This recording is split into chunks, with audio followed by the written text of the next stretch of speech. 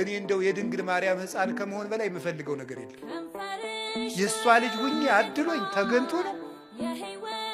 እነዚያ መለኮትን ዳሰው አቅፈው አጥብተው ያሳደጉ እነዚያ እጆች የሚያበሩ እጆቿ አዋን አግኝቼ እጄን ይዘው ጎትተው ነው።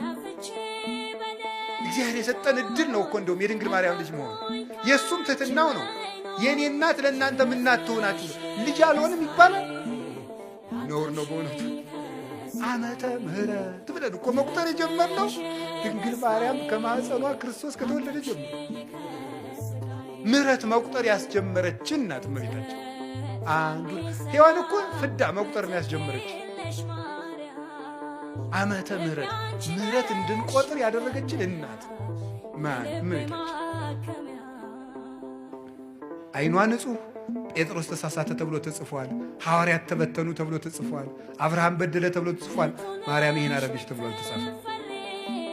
አንደበቷ ክርክም ያለ ነውር የሌለባት እውነት ጠባብ ወትሕት ዘልዕቀት በቤተ መቅደስ ውስጥ ተቀምጣ መልአክ እያነጋገራት ትዕቢት የሌለባት ትሕት